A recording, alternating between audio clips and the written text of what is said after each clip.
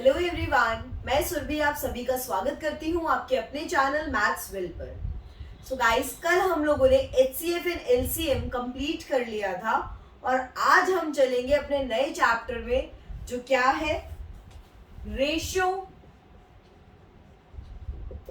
And proportion,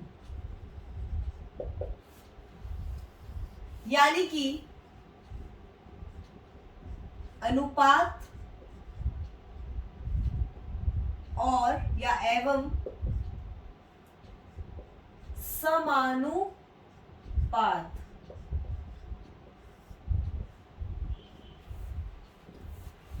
इस chapter में चलेंगे तो आज की क्लास में हम बहुत ही बेसिक क्वेश्चंस करेंगे। बेसिक क्वेश्चंस का क्या मतलब है यार? बेसिक का मतलब है बिल्कुल ऐसा जो हम अनुपात के बारे में बिल्कुल बेस से जानेंगे, ताकि जिसने कभी अनुपात के बारे में कुछ पढ़ा ही ना हो उसको भी ये सब समझ में आ जाए। ठीक है, तो अनुपात बेसिकली क्या होता है? रेशियो होता क्या है? रेशियो होता है कंपैरिजन। अब कंपैरिजन का क्या मतलब है? तुलना। तो तुलना किस में हो सकती है? एक बात बताओ, किसी की लंबाई में और किसी के वजन में तुलना तो हो नहीं सकती भाई। दो जनों के सेम कैरेक्टरिस्टिक पे तो आप तुलना कर सकते हो। तो इसका क्या मतलब है? रेशो हम किस पे काउंट करते हैं? सेम चीज में तुलना होती है तब हम उसे रेशो कहते हैं। जैसे कि अगर मैं आपसे कहूं दो लड़कियां हैं, सोना और मोना, तो सोना की उम्र क्या है भाई? लड़कियों की उम्र 16 साल के बाद तो बढ़ती ही नहीं है, तो इसकी 16 साल ही हो सकती है। और मोना का अगर मैं वजन कहूं भाई, लड़कियों का आइडियल वेट क्या होता है? 48 केजीज, तो 48 केजी और ये ईयर्स। क्या मैं इनका रेशियो निकाल सकती हूँ? क्या मैं इसका रेशियो निकाल सकती हूँ कि भाई इसका जो वेट है वो है 48 किलो और इसकी जो उम्र है वो है 16 साल। क्या मैं इसका रेशियो निकाल सकती हूँ? बिल्कुल नहीं निकाल सकती। वही अगर मैं यहां पर इसका वेट कर दूं, अगर मैं इन दोनों ही क्वांटिटी सेम ले लूं, जैसे कि या तो वेट या फिर उम्र, यानी कि 16 साल और अपना 24 साल, तो हम रेशियो निकाल सकते हैं। तो यहां पे रेशियो क्या आ जाएगा आपके पास? 6 से काटा 9 और 6 से काटा 8। अच्छा, हम लोग पिछला चैप्टर कर चुके हैं, तो यहां पर जो ये 6 काटा है हमने, 6 कैंसिल आउट किया है, वो क्या था? वो इन दोनों नंबर का HCF था। याद आया आप लोगों को? तो यहाँ पे क्या आएगा रेशियो? 9:8। और अगर यहां की बात करें तो आपका 2:3। अब समझ में आया कि आप दो सेम कैरेक्टरिस्टिक या सेम टाइप में आप रेशियो लेते हैं। इतनी सी बात समझ में आ गई होगी। अब आते हैं इसके बहुत ही बेसिक कंसेप्ट्स पे। बेसिक कंसेप्ट इसके कौन से हैं? ध्यान से देखिएगा।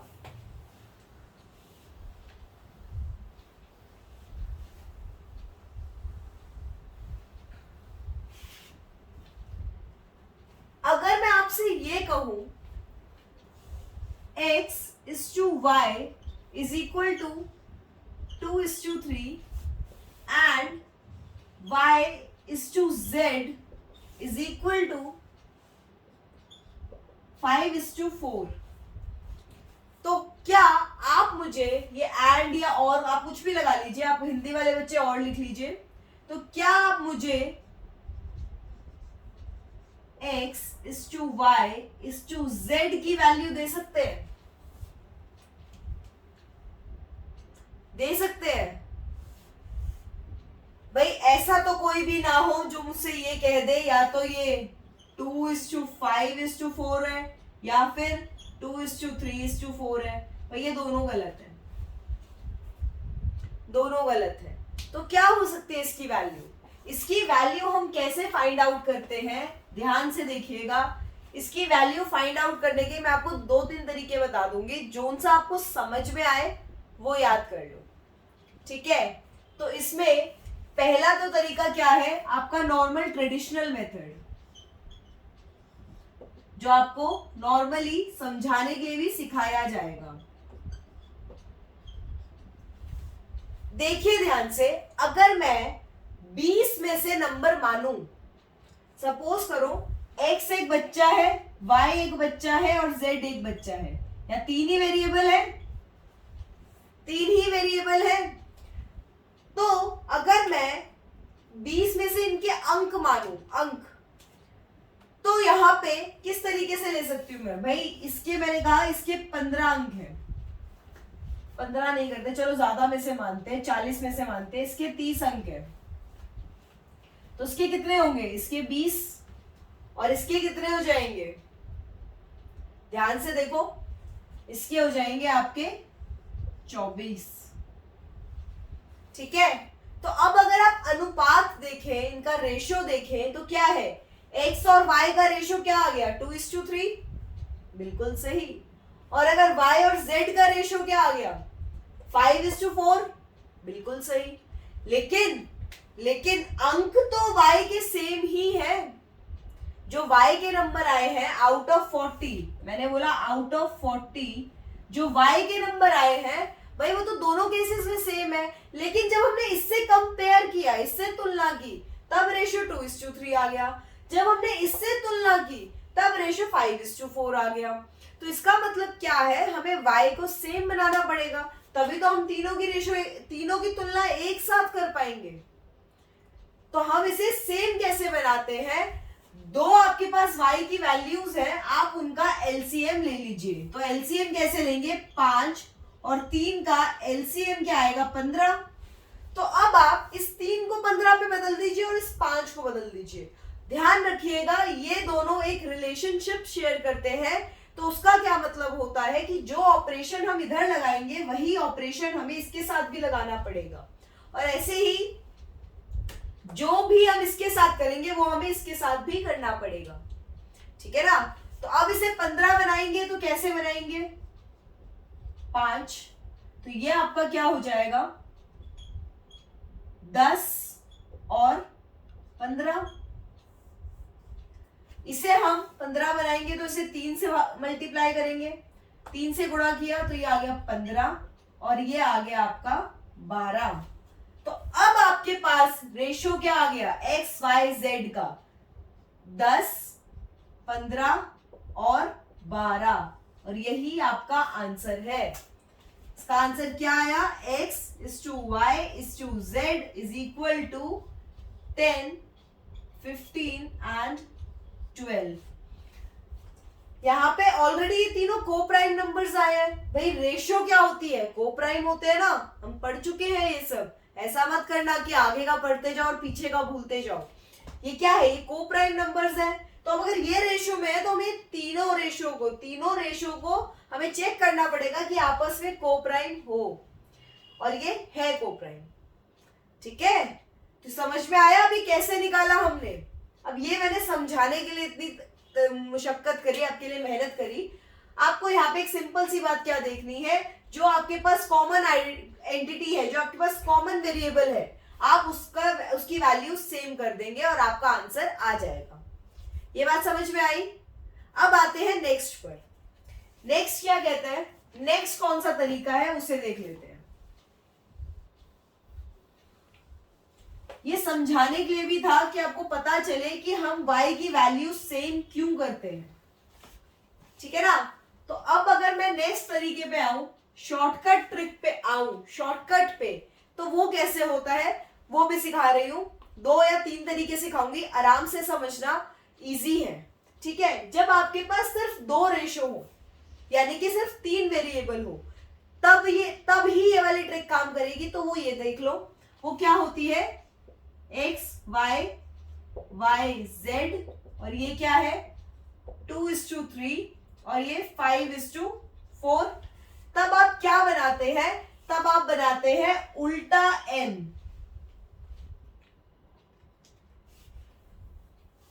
तब आप क्या बनाते हैं, उल्टा एन। उल्टा एन कैसे बनेगा, ऐसे, थोड़ी सी कंफ्यूजन हो गई थी, सीधा बना दिया था। उल्टा एन, उल्टा एन कैसे बनेगा, ऐसे। तो इसका क्या मतलब है, ध्यान से देखो, इसको इससे मल्टीप्लाई करेंगे, फिर इसको इससे मल्टीप्लाई करेंगे, और फिर इसको इससे मल्टीप्लाई करेंगे। तो ये तीनों लाइंस का एक मतलब है क्या, x x is to y is to z की क्या वैल्यू आ गई। जब आपने इसको इससे मल्टीप्लाई किया, गुणा किया, तो आपके पास आया 10। जब आपने इसको इससे मल्टीप्लाई किया तो आपके पास आया 15, और जब आपने इसे इससे मल्टीप्लाई किया तो आपके पास आया 12। क्या आपका यही आंसर आया था, यही आया था मैम, तो आपका आंसर सही है। लेकिन ये ट्रिक फेल हो जाती है जब यहां पर इससे पहले एक ऐसा और दे दे, क्या,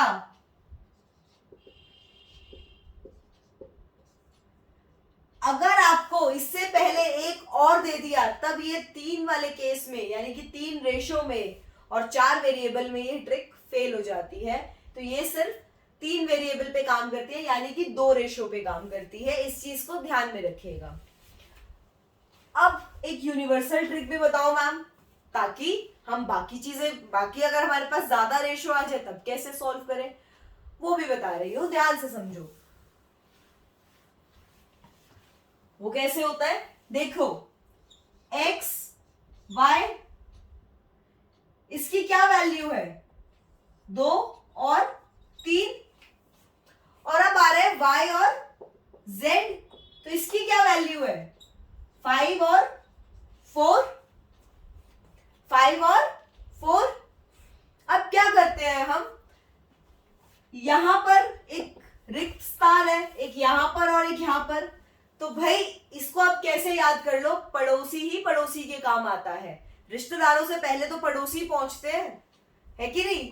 तो ये वही है, अब यहां पे इसका पड़ोसी पहुंचा दो, और यहां पे इसका पड़ोसी, और अब इन्हें गुणा करके लिख दो। 5 2s are 10, 3 5s are 15, और 3 4s are 12, और फिर से आपका आंसर वही आ गया। तो अब अगर 3 होते तब आप क्या करते, अगर ये 3 होते तब आप क्या करते, तब सपोज करो आपके पास एक यहां पर होता z is to a या कुछ भी, तो वो सपोज करो आपके पास एक ऐसा होता z is to a, तो वो क्या हो जाता, फिर से रिक्त स्थान को रिक्त कर देते हैं, तो वो होता, सपोज करो यहाँ पे 2 is to 3, या 2 is to 3 तो हम ले चुके, तो 2 is to 3 is to 7। तब आप क्या करते, अब यहां पे रिक्तियां 2 आ गई, देखो ध्यान से, एक यहां, एक यहां, एक यहां, एक यहां, एक यहां, और एक यहां, है ना। तो जो पड़ोसी पड़ोसी है उन्हें भरते जाइए। भाई इसका पड़ोसी क्या है, इसका पड़ोसी 3, फिर इसका भी 3, इसका पड़ोसी 5, तो इसका भाई, और इसका पड़ोसी 4, और इधर इसका पड़ोसी 3, तो इसका भी 3। अब आप इन्हें मल्टीप्लाई करके लिख दीजिए। ये एक इजी मेथड है, इसे आप बाकी कितने भी रेशियोज के लिए यूज कर सकते हैं।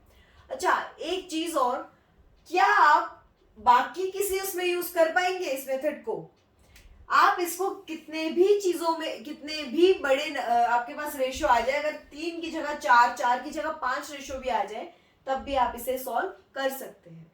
ठीक है, तो ये आपका यूनिवर्सल मेथड हो गया। और अगर आपको शॉर्ट में करना है कि भाई 2 ही हैं तो आप इतना मेथड क्यों लगाए, तब आप उल्टा एन वाला कंसेप्ट कर सकते हैं। पर ध्यान रखना, मेरी वाली गलती मत करना, उल्टा एन मतलब उल्टा एन, तो पहले सीधा बना के चेक कर लेना। ठीक है, तो ये बात समझ में आ गई कि कैसे निकालते हैं। अब बाकियों पे आते हैं। बाकी मतलब और क्या क्या होता है आपके पास, और आपके पास होता है भाई रेशियो क्या होती है। अगर मैं यहां लिखती हूं x is to y, मैंने अभी लिखा 2 is to 3, तो वो इसके बराबर भी तो होती है,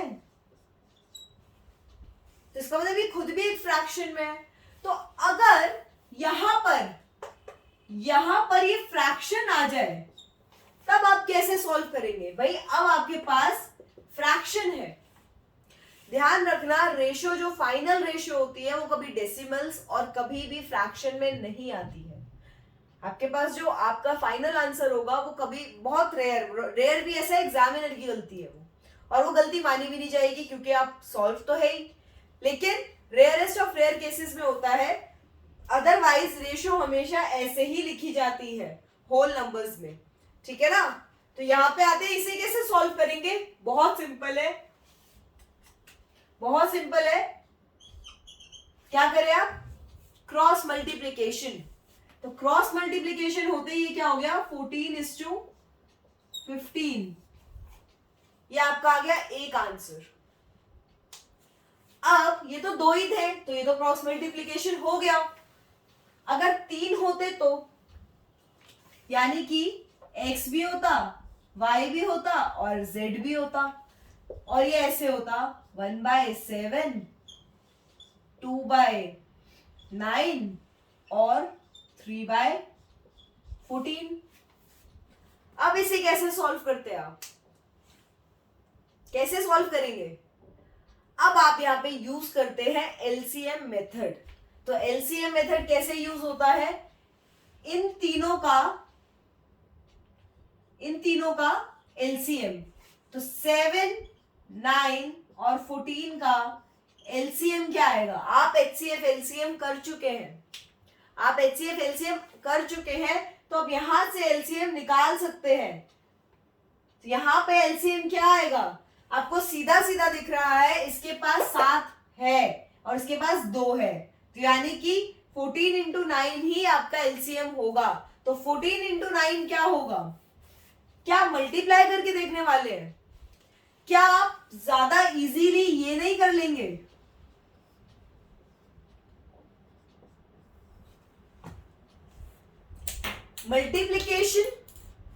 मल्टीप्लीकेशन करते अगर आप 14 इंटू 9 तो लंबा पड़ता। भाई मेरे को नहीं लगता आप में से किसी को भी 14 का टेबल याद होगा, मुझे तो डाउट है 7 का भी है कि नहीं, लेकिन फिर भी आसान तरीका ये है। अगर आप किसी भी बड़े से बड़े नंबर को अगर आप 9 से गुणा करते हैं तो आपको जरूरत नहीं है उसको पूरा कैलकुलेट करने की। भाई अगर आपके पास 1435 होता और इसे आपको 9 से गुणा करना होता तो आप सिंपल क्या करते? 14350 माइनस 1435 माइनस, और आपका आंसर आ जाता। तो ये चीज समझ के चलिएगा कि बेसिकली हम अपनी कैलकुलेशंस को कैसे स्ट्रॉन्ग कर सकते हैं और कैसे फास्ट कर सकते हैं, ये एक्यूरेट भी है, ठीक है ना। तो ये चीज समझ में आई। तो अब हमें क्या समझ में आ गया कि हमारा एलसीएम क्या है? हमारा एलसीएम है 126। तो अब हम क्या करेंगे? इस पूरे को, न्यूमरेटर को 126 से मल्टीप्लाई करेंगे।